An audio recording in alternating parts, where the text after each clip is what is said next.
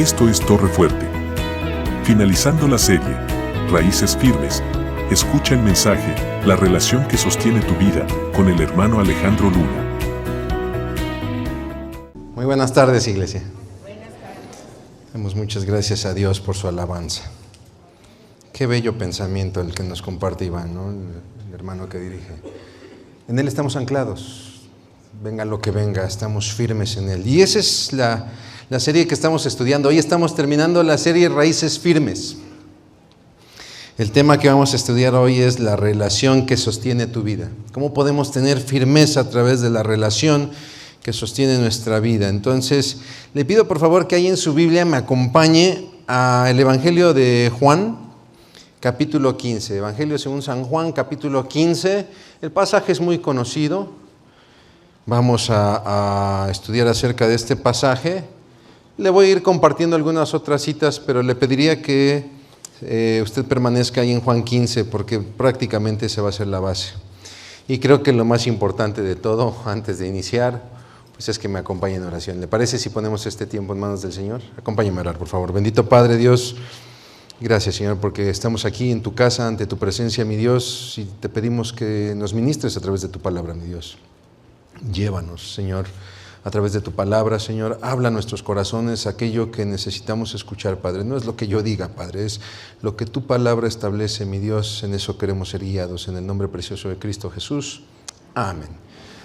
Muy bien, dice así, Juan capítulo 15. Yo soy la vid verdadera y mi Padre es el labrador. Él corta de mí toda rama que no produce fruto y poda las ramas que sí dan fruto para que den aún más. Ustedes ya han sido podados y purificados por el mensaje que les di. Permanezcan en mí y yo permaneceré en ustedes, pues una rama no puede producir fruto si la cortan de la vid, y ustedes tampoco pueden ser fructíferos a menos que permanezcan en mí. Ciertamente yo soy la vid, ustedes son las ramas. Los que permanecen en mí y yo en ellos producirán fruto mucho, porque separados de mí no pueden hacer nada. Bien. Para iniciar vamos a hacer un análisis en interpretación bíblica, lo que es el área de la hermenéutica bíblica. Le llamamos el contexto histórico-cultural. Vamos a tratar de entender cómo era esto de la viña o de la vid en los tiempos bíblicos. ¿Por qué? Porque la Biblia hace mucha referencia a las viñas en metáforas. El caso que tenemos ahí en Juan es una metáfora, pero también en parábolas. Entonces, ¿cómo se trabajaban las viñas? Usted va a ver una imagen ahí en pantalla y yo le voy a hablar acerca de las características de las viñas, de los viñedos, y también le voy a compartir algunos pasajes que ahora que veamos cómo funcionan las viñas va a tener sentido, ¿no? Bueno, primero que nada, las viñas se edificaban en las faldas de las colinas. ¿Por qué? Porque la inclinación de los terrenos permite sembrar por niveles. Estos niveles se llaman bancales, y esto permitía una mejor acción de los rayos del sol sobre la planta, y también, si llovía, un mejor desagüe. Los lugares preferidos en Israel pues eran terrenos cerca del monte Hebrón y del Líbano. De hecho, cuando nosotros leemos de aquellos espías que dice traían un racimo gigante de uvas, dice que venían del arroyo de Escol, que está precisamente en las laderas del monte Hebrón. Las viñas eran rodeadas por una barda de piedra, y sobre ellas se colocaban unos postes con una especie de cercado de espinos, pues para proteger obviamente el plantío de la intromisión de animales como las zorras, los chacales, inclusive también la entrada a ladrones, ¿no? Cuando nosotros leemos, por ejemplo, en la Biblia este proverbio que dice el que a portillar el vallado lo morderá la serpiente, se está refiriendo precisamente al vallado de una viña. También Cantares, el Cantar de los Cantares dice cazadnos zorras pequeñas que echan a perder la viña, porque se entiende que era un problema muy común, ¿no? La tierra se preparaba con un azadón o con una pala. ¿Por qué? Porque para nosotros plantar un viñedo necesitamos un terreno arenoso, un terreno suelto, pero también necesitamos quitar las piedras grandes. Las piedras pequeñas, estas pequeñas piedras arenosas, son ideales para retener la humedad para la planta, pero pues obviamente las piedras grandes estorban su crecimiento, ¿no? Por eso hay una parábola, se las voy a compartir más adelante, Isaías capítulo 5, el profeta narra la parábola del Señor y su viña, dice que la cercó y la despedregó, ¿no? También se edificaba en la viña una torre que era una torre de vigilancia. Ahí un velador vivía durante el verano para cuidar el viñedo, ¿no? Pero normalmente se retiraba en invierno, no cuidaba ahí en la torre en invierno, sobre todo por el frío extremo, ¿no? Cuando Jesús habla acerca de un hombre que no hizo su presupuesto, que no consideró el presupuesto para construir una torre, se está refiriendo precisamente a una torre de viñedo, ¿no? Isaías da una profecía a Jerusalén y le dice: la hija de Sión está abandonada como el refugio del vigilante de un viñedo, ¿no? Así como el vigilante, le repito, abandonaba la torre en invierno, prácticamente Isaías le está diciendo a Jerusalén: tú estás abandonada como una torre, ¿no? Se refiere a la torre de los viñedos. Se cavaba un lugar donde se exprimían las uvas, esto se llama lagar.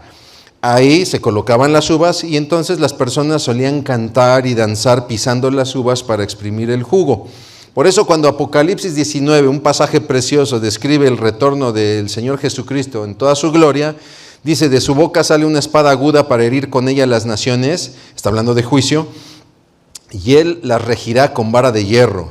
Y ojo con esto: y él pisa el lagar del vino del furor y de la ira del Dios Todopoderoso. ¡Qué miedo!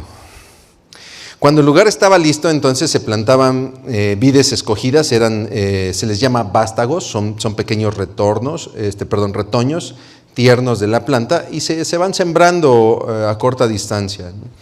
Por eso Isaías, cuando habla del Mesías, dice que es un vástago que retoñará del tronco de Isaí, o sea que el Mesías vendrá de la descendencia del rey David, ¿no? La planta era constantemente limpiada, se le quitaban las ramas débiles, sobre todo para permitir el flujo de la savia, y los racimos, las uvas propiamente, bueno, pues estas eran recolectadas en canastos. Por eso cuando leemos una ley en Deuteronomio acerca de los pobres, decía, bueno, cuando un pobre entre a un viñedo, puede comer todas las uvas que quiera, siempre y cuando no sean las que ya se recolectaron en los canastos, porque pues eso es prácticamente la ganancia del dueño de la viña, ¿no? Muchas viñas se rentaban, de hecho el dueño acordaba con labradores, ¿no? El que le trabajaran la viña, normalmente les pagaba más de la mitad de lo que la viña produjera, y de vez en cuando enviaba a siervos para recoger las regalías acordadas. Por eso es que Jesús nos comparte una parábola que se llama la parábola de los labradores malvados. Estos que constantemente castigaban a los siervos que mandaba el amo y que mataron al hijo.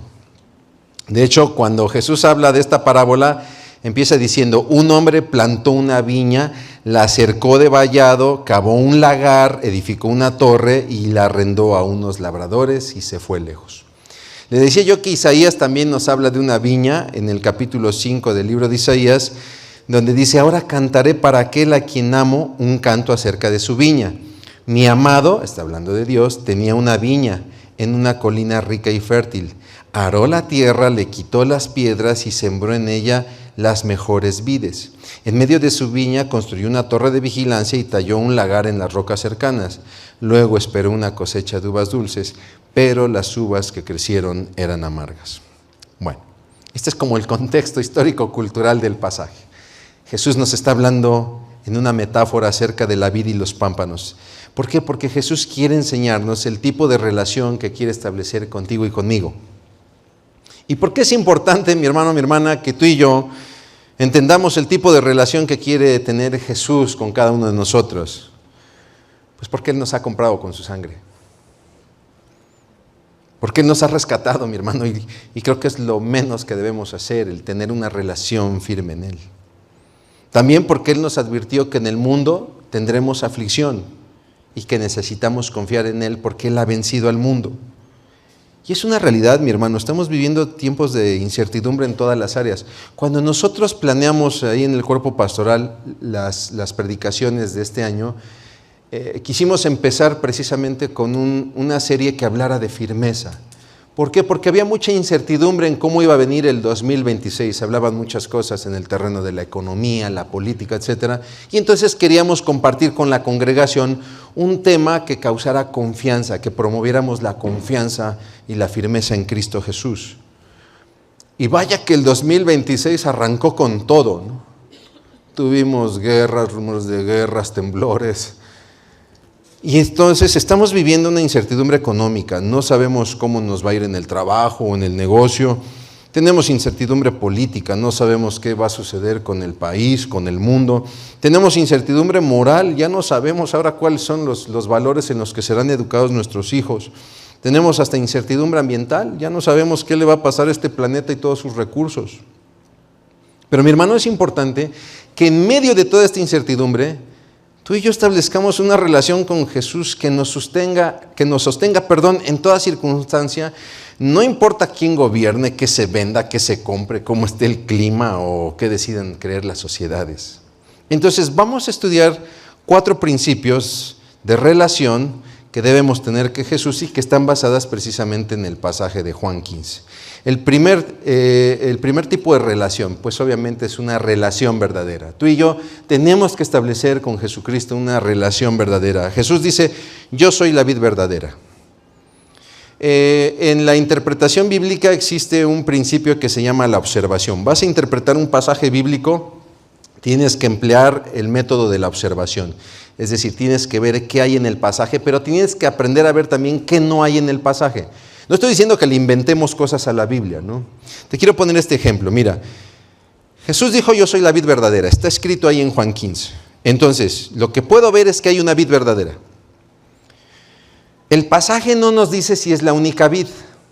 Vendría la pregunta, ¿habría la posibilidad de otras vides? No lo sabemos, no lo especifica el pasaje.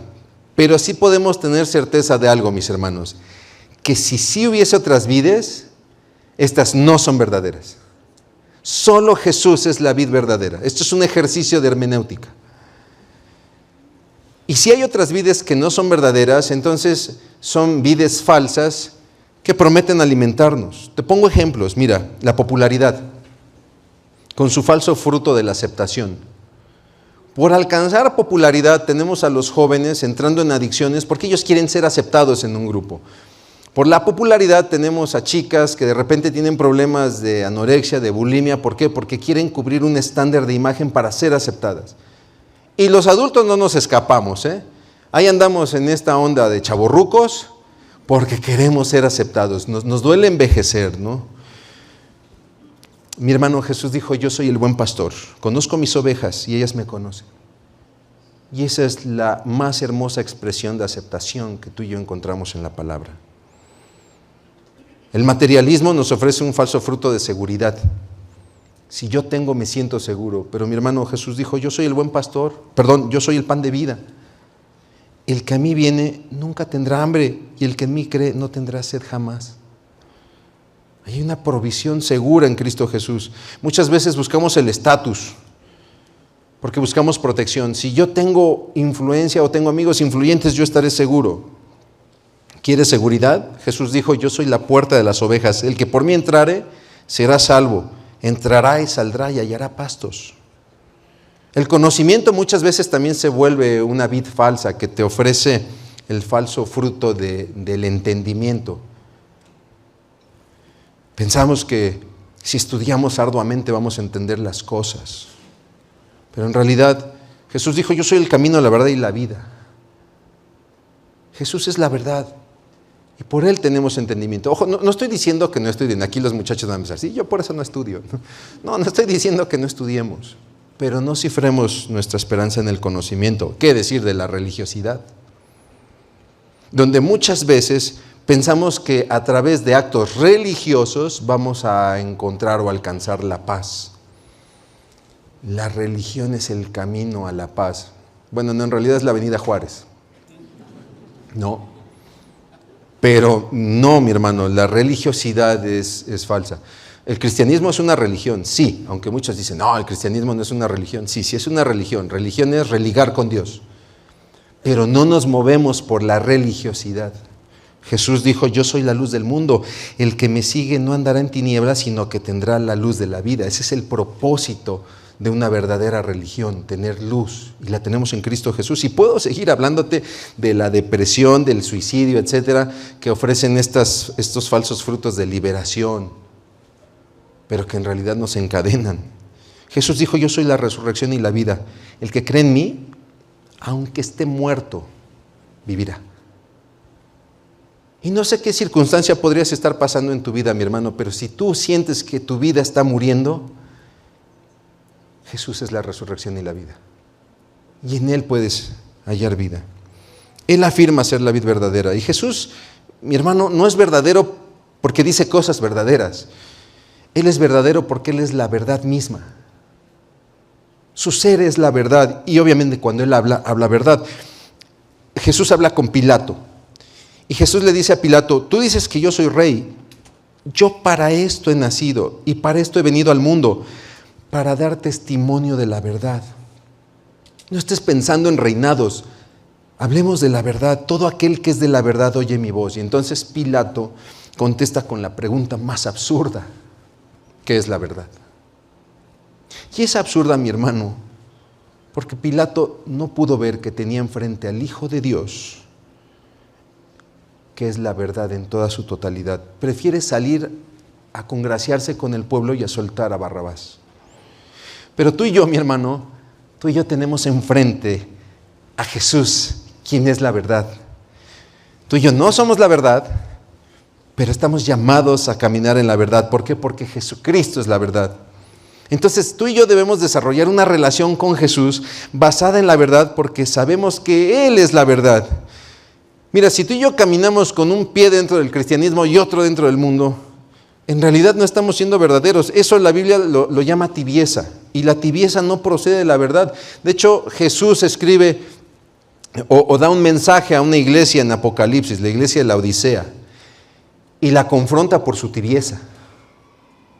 Una iglesia que afirmaba ser rica y no necesitar absolutamente nada. Pero Jesús le dice que en realidad es una iglesia infeliz, miserable, pobre, ciega y desnuda. Hasta parece canción de Paquita, la del barrio. Nomás le faltó ahí rata de 2 patas o algo así. Pero ojo, mi hermano, Jesús nunca se va a quedar ahí. Jesús muchas veces nos va a confrontar con nuestra realidad y quizá vamos a ver lo pobre que somos. Pero Jesús nunca se va a quedar ahí. Él no viene a humillarnos. Jesús le hace la invitación a la iglesia de la Odisea, que es una invitación también para ti y para mí. Apocalipsis 3:20. Mira, yo estoy a la puerta y llamo. Por ahí algunas versiones dicen, yo estoy a la puerta de tu corazón y llamo. Si oyes mi voz y abres la puerta, yo entraré y cenaremos juntos como amigos.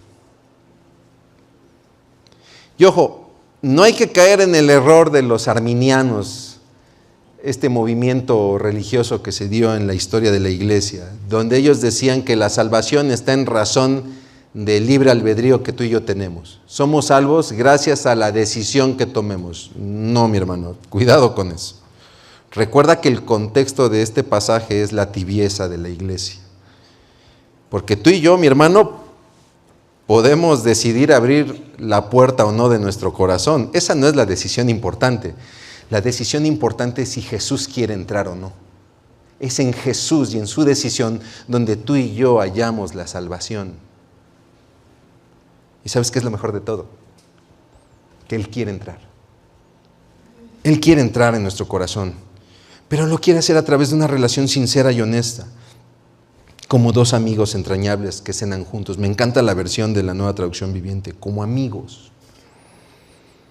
Mi hermano, tú y yo tenemos que ser verdaderos. Pablo escribe a la iglesia y le dice que tenemos que hablar con la verdad. Desechando la mentira, hablad verdad cada uno con su prójimo. Esto ya lo había hablado el profeta Zacarías.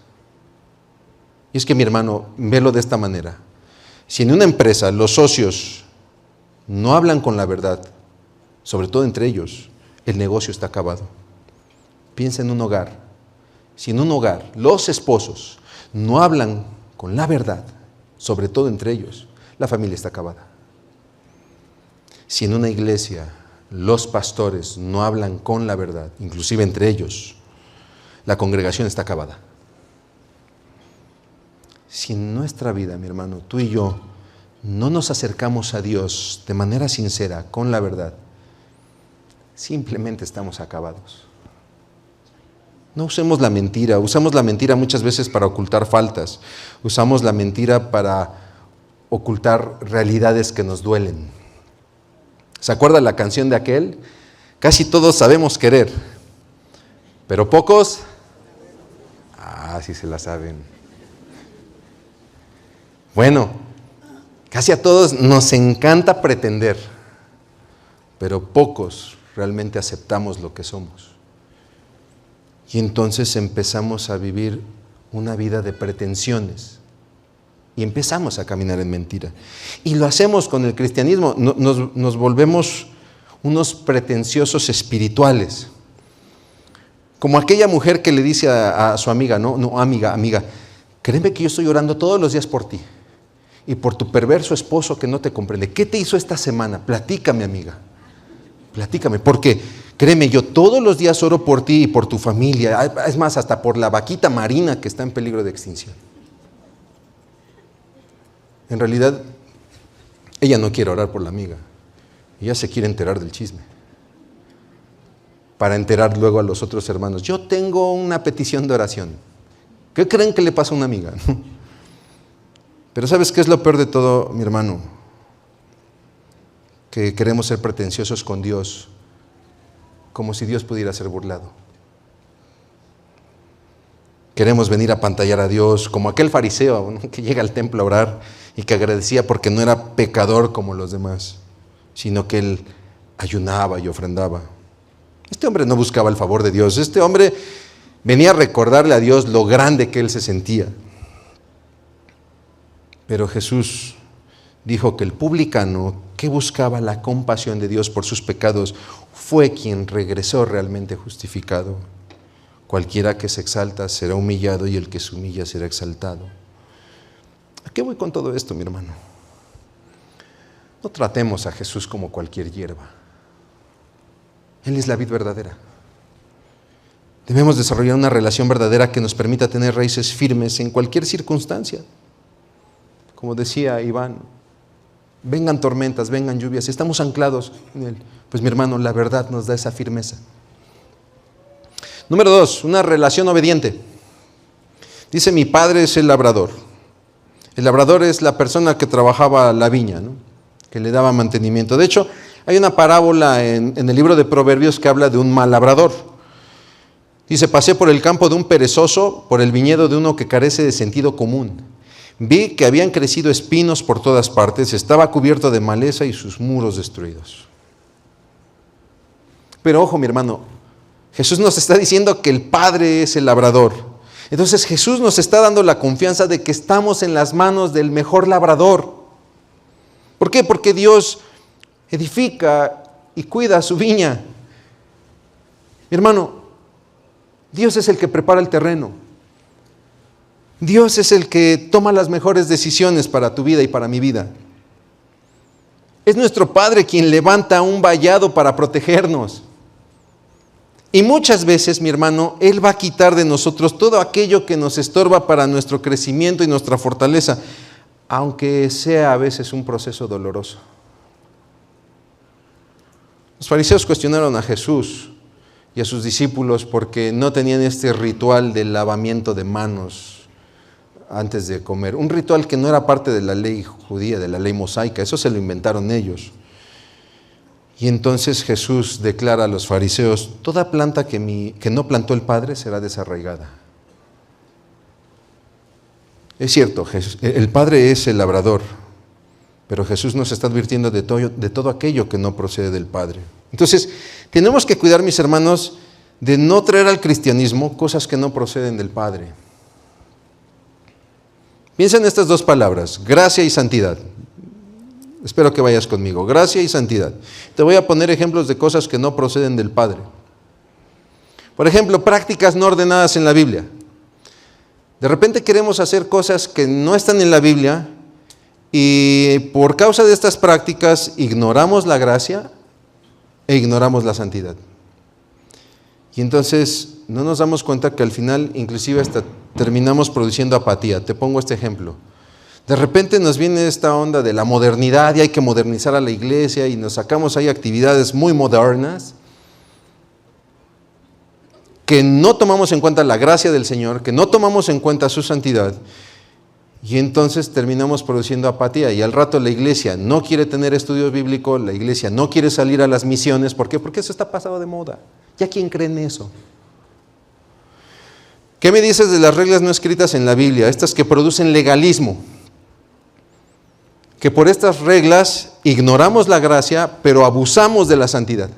Es más, tratamos de redefinir la santidad.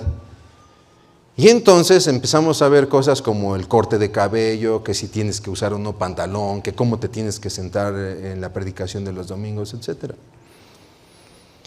Permisos no concedidos en la Biblia, que terminan produciendo un libertinaje. Por estas permisiones, de repente abusamos de la gracia e ignoramos la santidad. Y entonces tenemos en la iglesia matrimonios ilícitos, negocios lucrativos.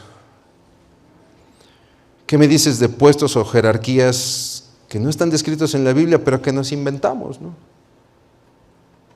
Y entonces abusamos de la gracia, abusamos de la santidad y empezamos a producir manipulación en la iglesia. ¿Saben qué? De ahora en adelante yo soy el apóstol Alejandro Luna, y pues yo quiero ser subido aquí en una silla real y quiero que me pasen por toda la iglesia.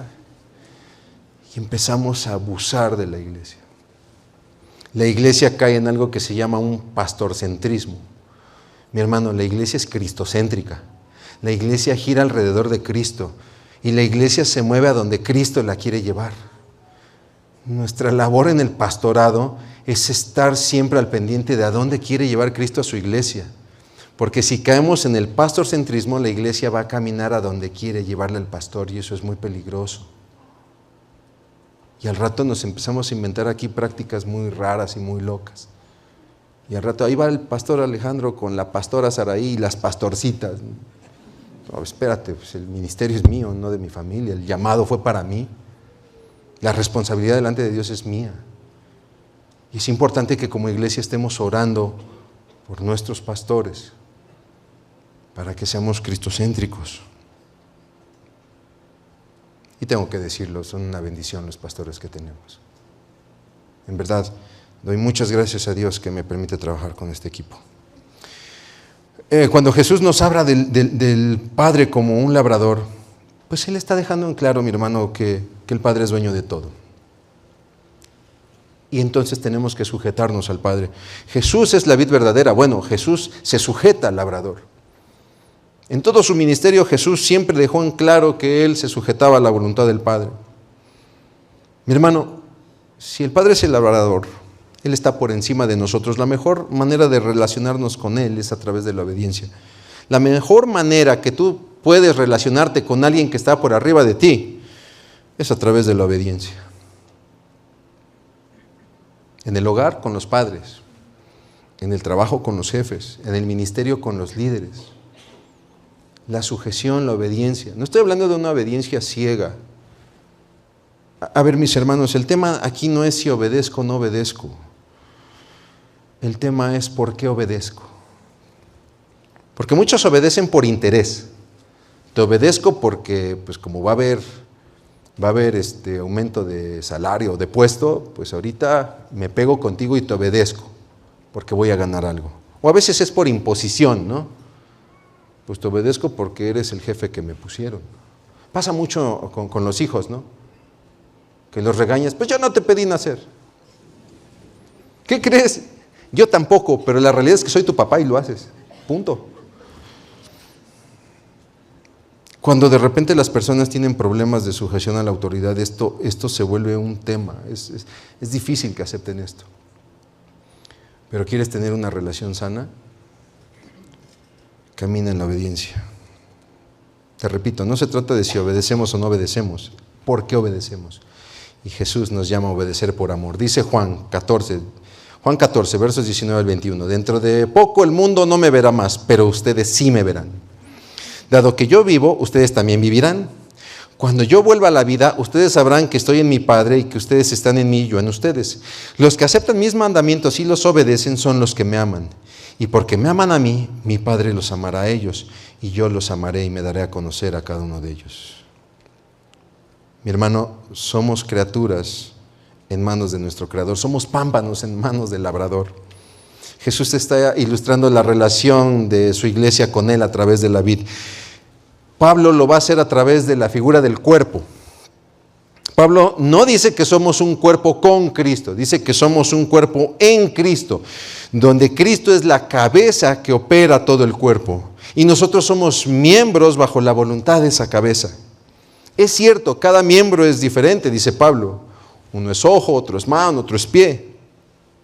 Es cierto, tenemos distintas funciones, pero todos estamos sujetos a la cabeza que es Cristo. Mi hermano, si tú y yo pretendemos ser parte del cuerpo, pero no queremos sujetarnos a Cristo, que es la cabeza, perdóname, no somos miembros, somos prótesis.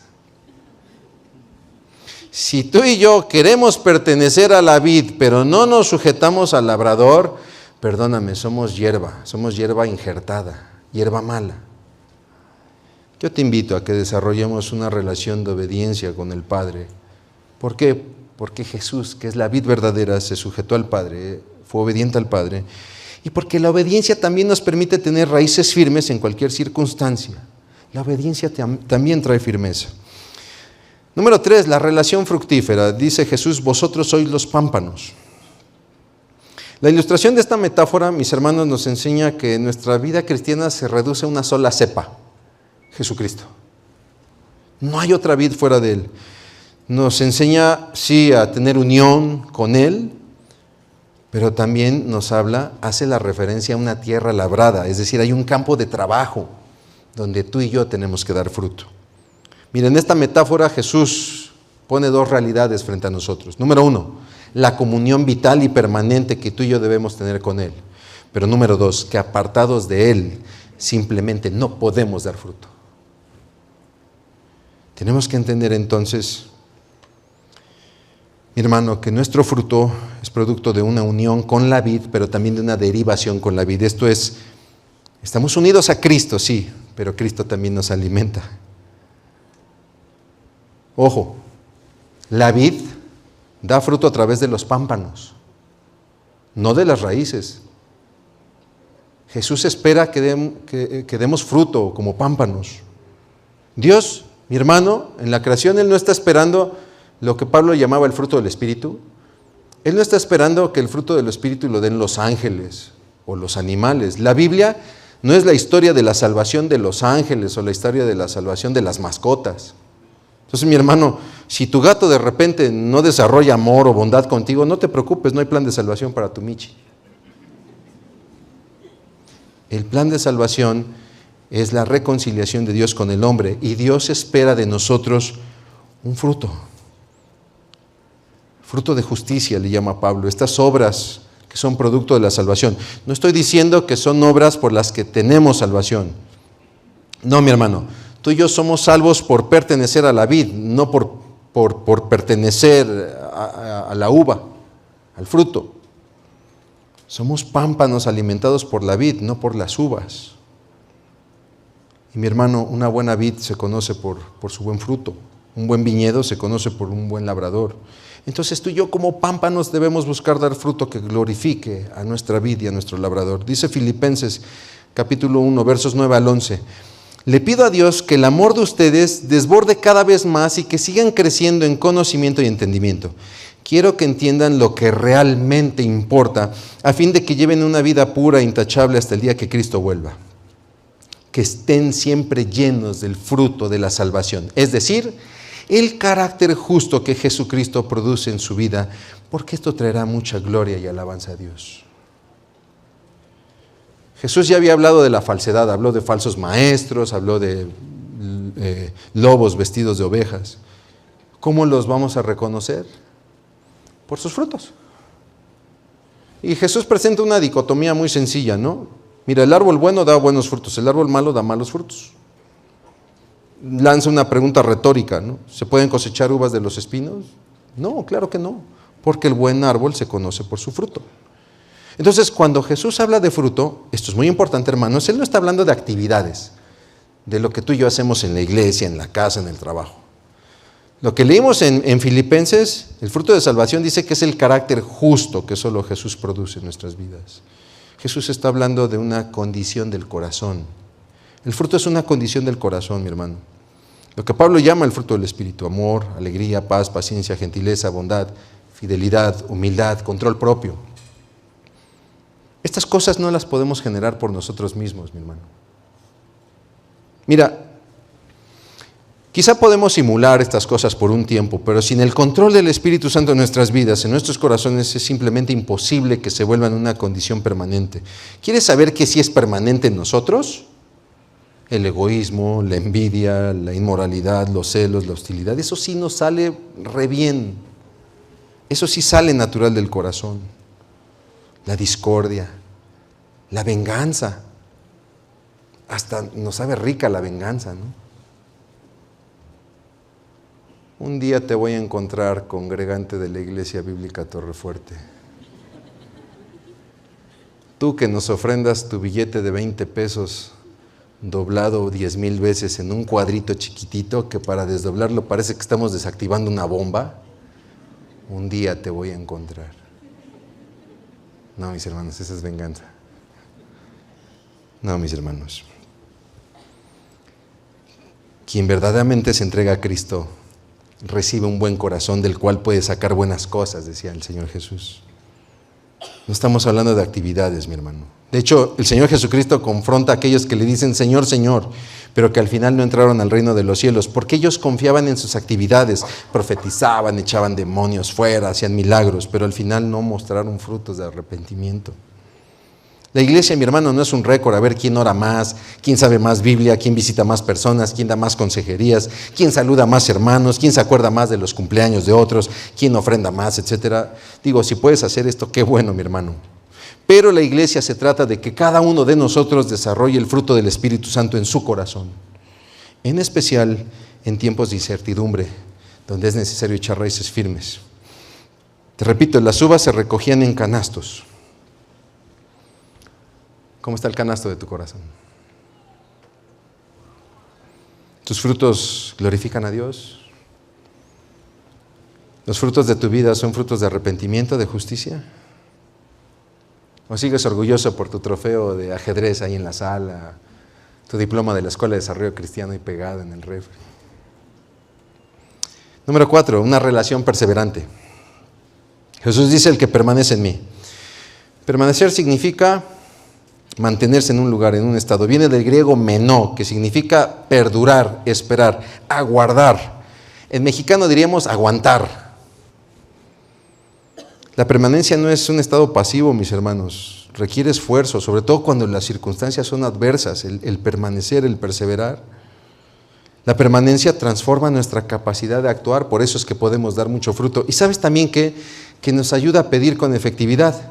Por eso ahí en el pasaje en el que estamos, si tú lees el verso 6, dice que si perseveramos o si permanecemos, podemos pedir lo que queramos y será hecho. Ahora, ojo con esto, no nos confundamos, por favor. No permanecemos para que nuestros caprichos sean concedidos. Dios no es una lámpara de Aladino. La permanencia nos permite entender lo que es correcto pedir, y cuando tú y yo al fin entendemos lo que debemos pedir, entonces nuestras oraciones son correctas y por lo tanto son respondidas. Mira, muchas veces pedimos que me aumenten más horas en el trabajo para poder ganar más y cubrir mis necesidades. Mi hermano, con las pocas horas que tienes ya te estás enfermando. No puedes con el estrés y todavía quieres más trabajo. ¿Por qué no mejor le pedimos a Dios que Él provea? Y ya que Dios decida si nos aumentan las horas o el sueldo o nos ganamos el melate o qué sé yo. Así que hermanos, por favor, ya dejen de pedir que Dios se lleve a su suegra. Mejor pidan que Cristo vuelva pronto. ¿Cómo que igual y se queda? ¿Quién dijo eso? No hagan eso, por favor. ¿Qué puede afectar nuestra permanencia, mis hermanos? Lo ilustró mi Señor Jesucristo en la parábola del sembrador. Semillas que caen junto al camino. Estas semillas, la semilla es la palabra de Dios. Esta palabra que viene Satanás y la arrebata de sus corazones. Son estas personas que prefieren escuchar la voz de Satanás y siguen dudando de lo que Dios hace en sus vidas, en la vida de otros, y entonces se la pasan murmurando todo el tiempo contra otros, se están quejando todo el tiempo y están dividiendo a la iglesia. La semilla en los pedregales, estos que hacen de la palabra una experiencia, ¿no? Dice que la reciben con gozo, pero que al no tener raíz, entonces vienen las pruebas y se apartan. Son aquellos que piensan que el cristianismo es como una moda, no es una fraternidad donde te la pasas bien padre. La semilla entre espinos son estos que oyen la palabra, pero se dejan llevar por los afanes, las riquezas y los placeres de la vida. Es decir, están conscientes de Dios, pero aman más lo que está fuera de Dios. Son aquellos que en 15 días no van a estar aquí porque van a estar viendo el Super Bowl. Por cierto, hay una sorpresa, ahorita les va a decir el pastor Muro un anuncio muy padre. Para los que nos gusta el Super Bowl. Dios perdona a los pecadores que traen sus playeras de Patriots, pero bueno. Pero la Biblia habla de la buena tierra, la semilla que cae en buena tierra, los que presentan un corazón bueno y recto. Y ojo, cuando digo un corazón bueno y recto, no estoy hablando de los que se portan bien, mi hermano. El cristianismo no es conductismo. El corazón bueno y recto es el corazón dócil, dispuesto a retener la palabra y a dar fruto. El mensaje de la palabra es vida en Cristo y debemos permanecer en esa verdad. Primera de Juan 2, 24, 25 dice: por lo tanto ustedes deben seguir fieles a lo que se les ha enseñado desde el principio. Si lo hacen, permanecerán en comunión con el Hijo y con el Padre, y en esta comunión disfrutamos de la vida eterna que Él nos prometió. Mi hermano, tenemos que desarrollar una relación permanente, perseverante en Cristo, que nos permita tener raíces firmes en cualquier circunstancia. ¿Por qué? Porque la perseverancia también nos va a dar firmeza. Para terminar, mis hermanos, es cierto, vivimos en un mundo incierto y necesitamos raíces firmes. El mundo está lleno de incertidumbres y trata de buscar respuestas. Y pese a que se inventan miles de cosas, terminan siendo respuestas falsas.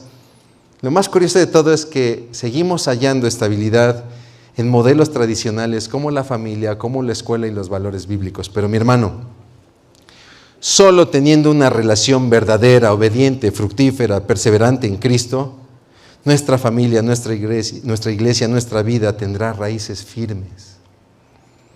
No sé qué momento estés pasando ahorita en tu vida. No sé si alguien aquí está luchando con un problema de salud, alguna crisis económica, alguna ruptura familiar. Si quizás estás pasando por una crisis de aceptación, si quizá tienes miedo a lo desconocido, miedo a alguna decisión importante, si quizás estás pasando por un enfriamiento espiritual, un estancamiento espiritual, o quizá estás viviendo una herida emocional, quizá fuiste traicionado por alguien, sufriste una murmuración, no lo sé. Te quiero decir algo. Jesús es la vid verdadera y el Padre es el labrador. Jesús te sostiene y te alimenta. El Padre te cuida y te fortalece. Pablo decía: por tanto, de la manera que habéis recibido al Señor Jesucristo, andad en Él, arraigados y sobreedificados en Él y confirmados en la fe, así como habéis sido enseñados, abundando en acciones de gracia. Mi hermano, si quizás sientes que no has permanecido en Él, si sientes que quizás no has llevado fruto o necesitas ser limpiado por su palabra, te invito a que oremos juntos. Acompáñame a orar. Bendito Padre Dios, en el nombre precioso de Cristo Jesús. Cuántas gracias te damos, Padre, mi Dios, porque pese a toda circunstancia que vivimos, circunstancias difíciles, muchas de ellas, Señor, sí, quizá porque nosotros mismos nos lo buscamos, Padre, pero muchas de ellas simplemente nos alcanzaron, mi Dios. Enfermedades que nunca buscamos, accidentes, Padre, situaciones económicas, fracturas en la familia, etcétera. Sí, quizá muchas veces nosotros lo provocamos, pero muchas no. Pero en medio de todo esto, Padre, qué hermoso es caminar con la seguridad de la vid verdadera y que tú eres el labrador, que Jesús es verdadero y que tú tienes el control de todo, Padre. Ayúdanos a caminar en una relación que nos sostenga firmes, Padre, en este mundo que se está cayendo a pedazos, mi Dios, porque necesitamos de ti, Padre, y queremos entregar nuestros corazones en verdad, en obediencia, en firmeza, en permanencia para contigo. Te lo pedimos, Padre, en el nombre precioso de Cristo Jesús. Amén. Mis hermanos, mi Señor Jesucristo viene pronto. Gracias por escuchar este mensaje de la Palabra de Dios. Para más información acerca de Torre, llámanos al 22 22 25 30 46. o escríbenos al correo info@torrefuerteid.org. Visita nuestra página web www.torrefuerteid.org. Te invitamos a seguirnos en nuestras redes, Facebook, ID Torrefuerte, Instagram, Twitter y Telegram. Torrefuerte ID. Dios te bendiga.